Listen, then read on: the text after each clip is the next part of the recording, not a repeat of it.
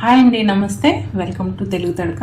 ఈరోజు వీడియోలో కృష్ణాష్టమి సందర్భంగా అటుకులతో లడ్డు చేసి చూపిస్తున్నానండి.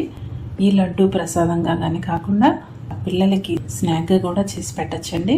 చాలా హెల్తీ, తక్కువ టైంలో చేసుకోవచ్చు. తప్పకుండా ట్రై చేయండి.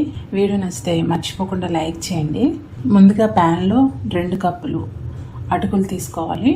సన్న అటుకులైనా పర్వాలేదు, లావుగా ఉన్నవైనా పర్వాలేదు.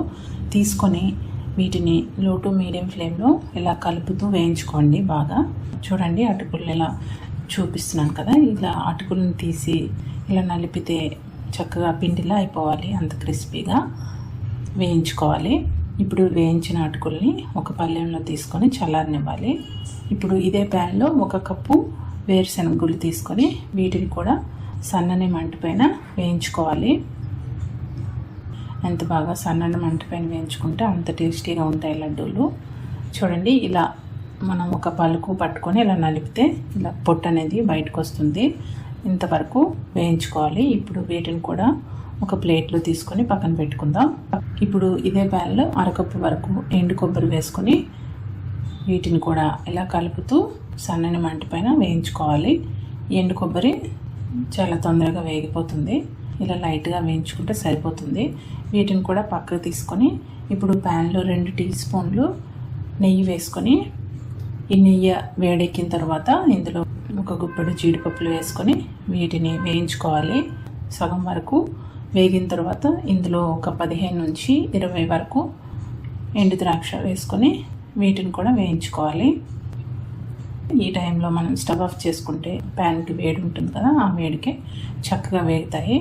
ఇప్పుడు ఒక ప్యాన్లో 1 కప్పు తురిమిన బెల్లం వేసుకొని ఇందులో 1/4 కప్పు నీళ్ళు వేసుకొని బెల్లాన్ని కరిగించుకోవాలి.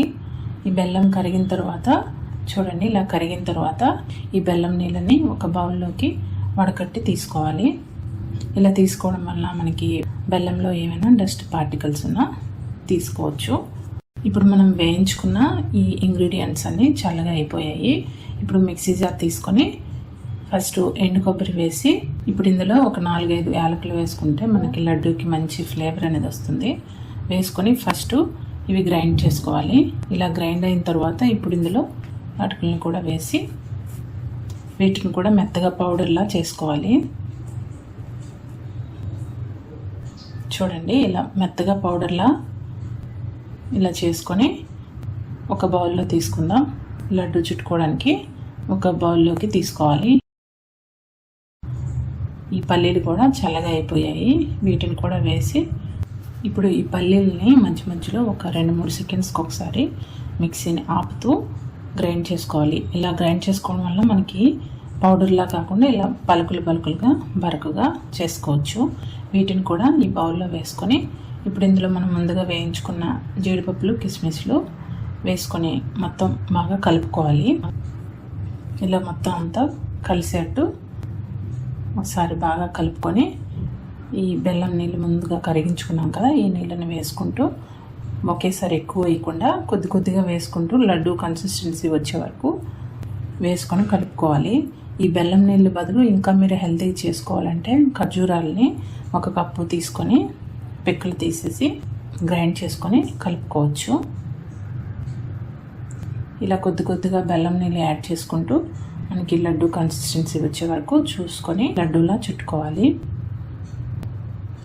లడ్డూలు మరి పెద్దవి కాకుండా చిన్నవి కాకుండా మీడియం సైజు ఇలా చుట్టుకుంటే బాగుంటుంది. ఇవి ఫ్రిడ్జ్లో పెట్టుకుంటే మనకి వారం 10 రోజుల వరకు నిల్వ కూడా ఉంటాయి. ఇప్పుడు నేను తీసుకున్న ఇంగ్రీడియంట్స్కి 13 లడ్డూలు అయ్యాయి, మీడియం సైజువి. చాలా సాఫ్ట్గా ఇలా నోట్లో వేసుకుంటే కరిగిపోతాయి, అంత బాగుంటాయి. తప్పకుండా ట్రై చేయండి. పిల్లలకి ఇలా చేసి లడ్డూలు మనం ఫ్రిడ్జ్లో పెట్టుకుంటే వారం 10 రోజుల వరకు మనం స్నాక్గా పెట్టచ్చు. లంచ్ బాక్స్కి పిల్లలకి స్కూల్కి పెట్టచ్చు, ఈవినింగ్ పూట స్నాక్గా ఇవ్వచ్చు. చాలా బాగుంటాయి, చాలా హెల్తీ. తప్పకుండా ట్రై చేయండి. వీడియో నచ్చితే లైక్ చేయండి, షేర్ చేయండి, సబ్స్క్రైబ్ చేయడం మర్చిపోవద్దు. Thank you so much for watching. Bye.